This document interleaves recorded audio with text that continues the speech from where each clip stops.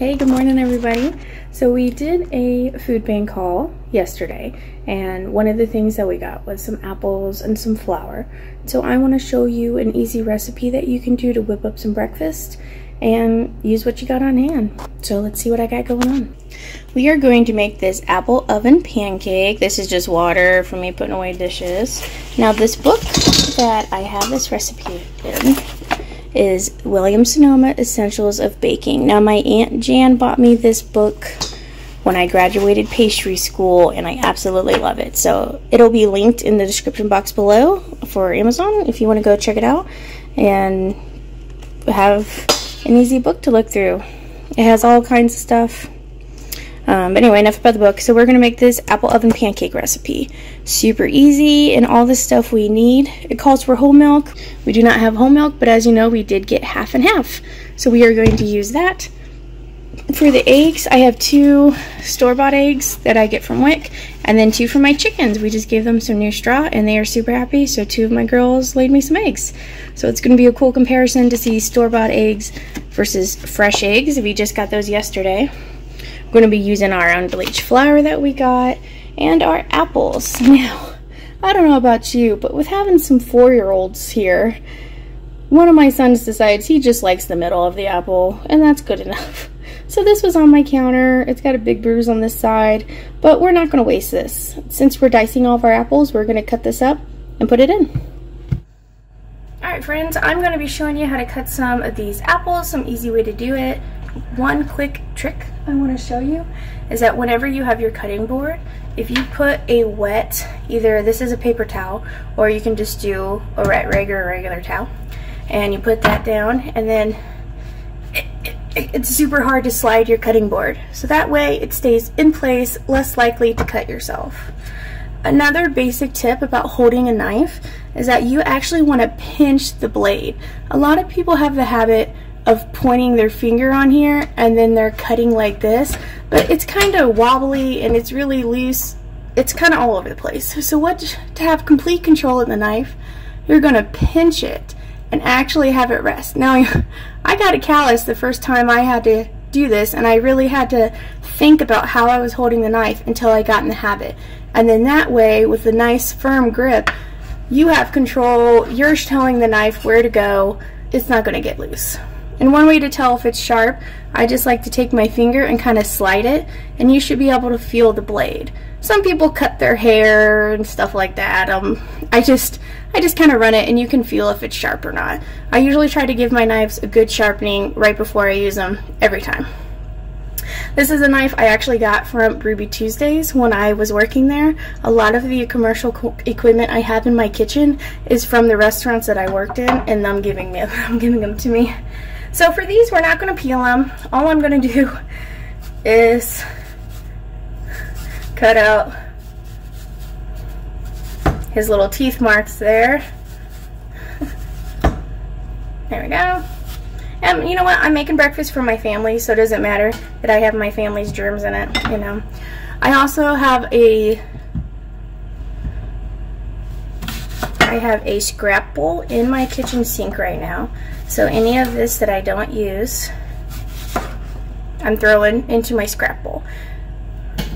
We have a couple of goats, and I'm just going to cut these down the middle, kind of make them the same length. You kind of want stuff whenever it's cooking to be the same. This has got a bruise right here, so I'm just going to nick that. Now, if you don't mind bruises because these are going to cook down anyway, then by all means leave that in there. Like I have a little bit still left in there. Okay, and then whenever you're holding, you want to use kind of like a claw, and this middle finger is going to be in front of these 2 fingers, and this finger right here is flat. So that way, with the knife, it goes down without cutting your finger. So you're going to make like a claw. You hold it like that, go down, scoot your hand back, and then you can see the blade is resting against my knuckle, but not touching the bottom part of it. And that's how you keep yourself from getting cut. Turn that. So blade, claw, rawr. Okay, that's also that's a habit from working in a kitchen. You can scrape your knife, but be careful, the blade's down here, so you don't ever want to go this way. You want to go that way. And we need 4 cups of apples. I'm just going to put them in a mason jar to measure them. See, so look how much apple we got from that one apple that would have been thrown away, or would have forced my kid to eat. You finish that apple. Ah! It's a battle getting kids to do anything nowadays.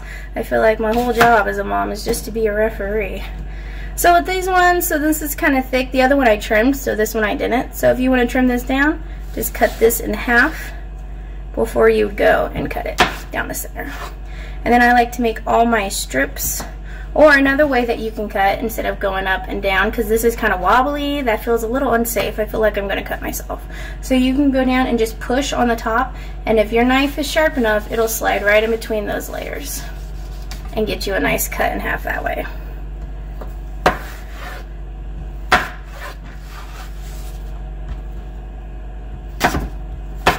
So cutting in strips.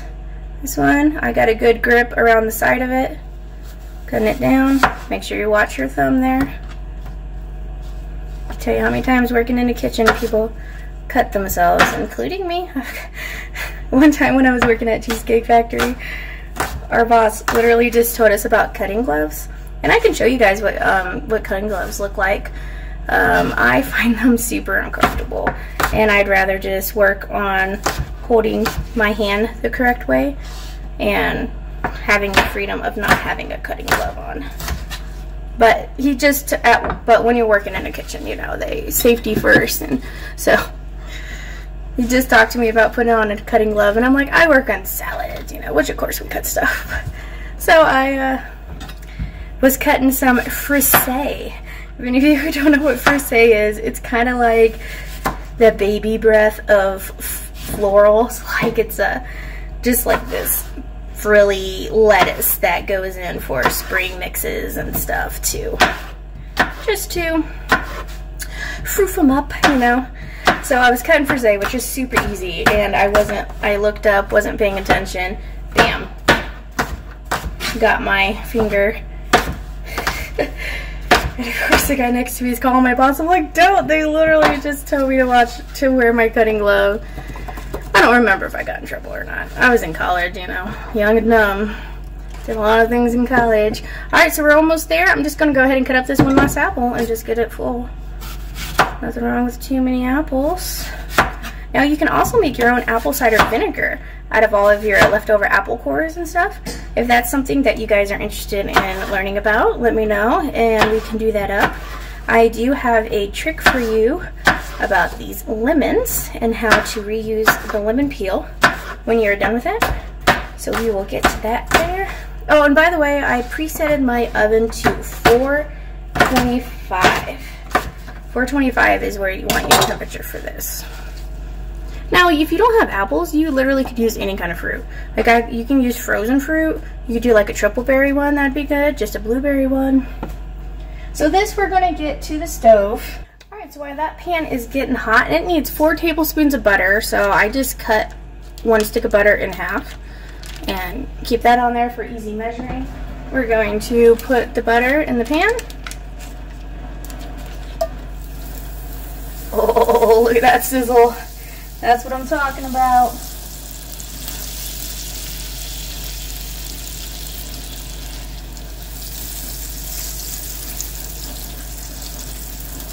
Okay, so we're gonna melt this and we're gonna add our apples.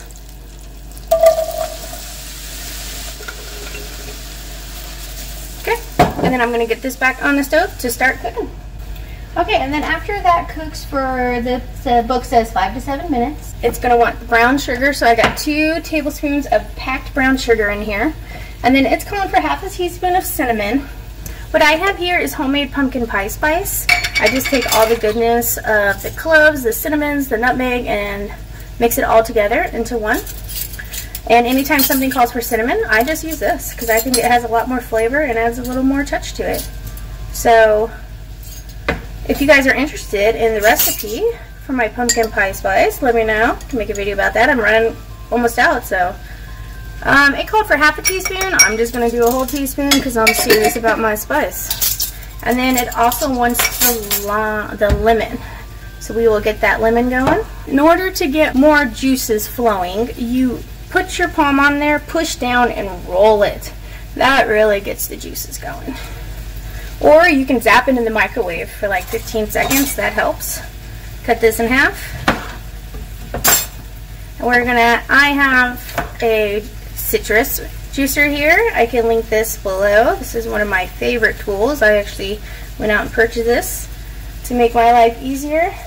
And we're just going to add it straight to the brown sugar and the cinnamon, because it's all getting mixed in with the apples. I always like to flip it over and squeeze it the other way. Look at all that extra juice that came out by flipping that. Now with these peels, you're not done with this. What we're going to do, I have an old pickle jar here, 1 gallon pickle jar, and in there is vinegar.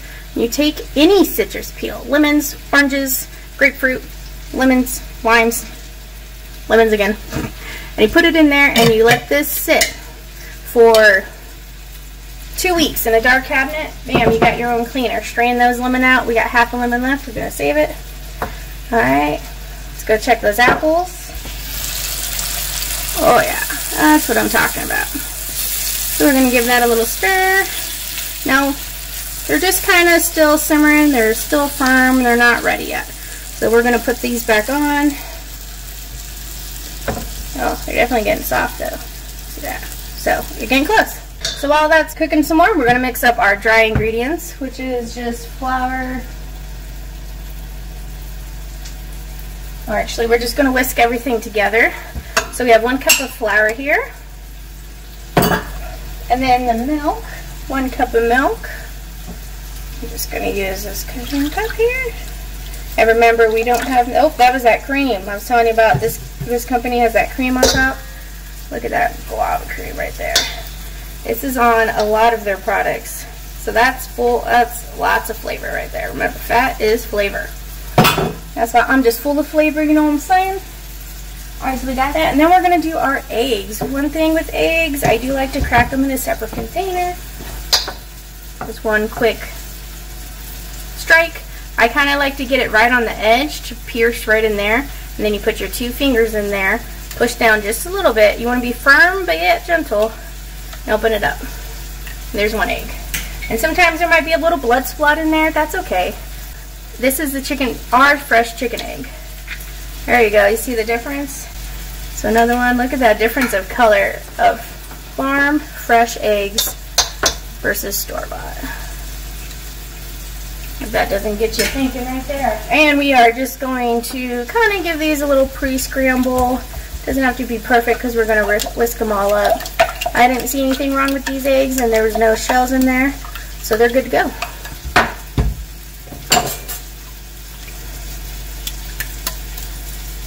Put that in here. Let's go check those apples. That looks pretty great. So at this point, we are going to add our lemon, brown sugar, and cinnamon mixture. I'm going to take this over and scrape it with me. But then we are going to stir that around, cook for a little more, and they're ready to add. So now we're using the apples, and we're making that extra step of doing them on the stove top. A teaspoon of vanilla is next. When I do my vanilla, let me tell you. One trick my mom always did was like, oh, a teaspoon of vanilla, okay, just a couple of extra drops in there. Alright, so we got eggs, milk, flour, vanilla, and salt. Just a pinch of salt. Anytime you bake anything, you want to have salt in there because that kind of cuts out the sweetness and it really brings out all the flavor of the ingredients and it just ties everything together. So, salt.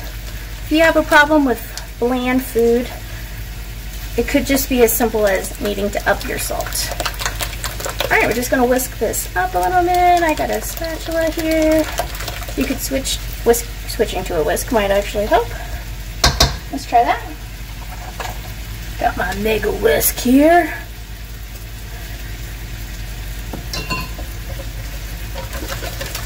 Oh yeah, that's a lot better. Another thing about these bowls is that they've got the grip on the bottom.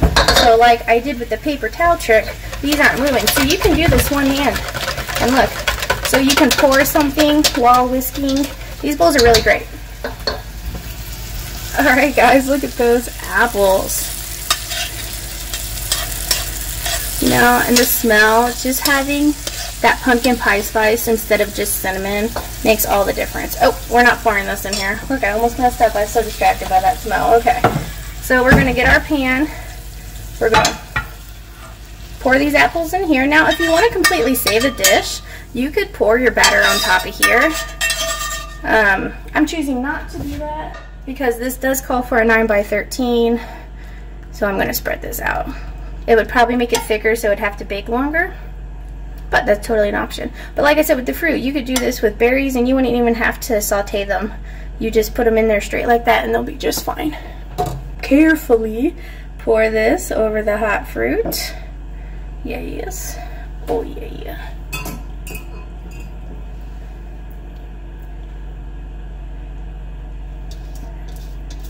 Scrape our bowl. You know, you'll never believe how much is left in a container or a bowl until you get a spatula. And then it all comes to light. Oh my goodness, friends. I think that looks fantastic. So we got a couple apples beeping. That's great. Peeping. Sounds like I said beeping. Okay. And that's all you gotta do. And then we are going to bake this for 20 to 25 minutes in a 425-degree oven. Let's go. All right, now that that's in the oven, we got a mess to clean up. So let's work on that while that's in there. Don't forget you set your timer. You need to do that. So a little trick whenever you're setting up your timer, you always want to do it like, I do 5 to 10 minutes before it says it's going to be done. Especially if it's a new recipe, you don't quite know how it's going to do. The glass versus a ceramic versus a stoneware versus cast iron baking pan. It's going to make all the difference on the temperature and when it cooks. And your oven's different than everybody else's oven. So until you really know it, I always make it less. So it called for 20 to 25 minutes, so I set the timer for 15 minutes. So I'll give it a check, and that just kind of lets me see where it's at and what it's doing. And that way I don't overcook it in case it goes faster than the recipe calls for. All right, guys, this is ready to go. Look at that. So you hear the sizzle, touch it, you see how it's kind of bouncing back at you? That's how you know it's done. Now I said this was at 20 minutes. Oh my gosh, so now on how to finish this, I have this powdered sugar shaker. This is something I can link below if you're interested in this. Smack it. I use this thing all the time. And having it like this just makes it look elevated. Fancy, taken to the next level. And putting this on while it's hot, it's going to make a nice sticky glaze. See how easy that was? You can even put cinnamon in this and make like a cinnamon one. That would be good as well. And that's our breakfast, guys.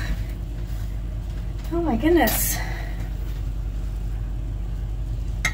So this is the apple oven pancake.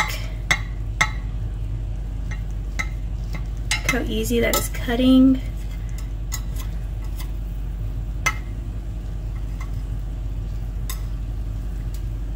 There you go.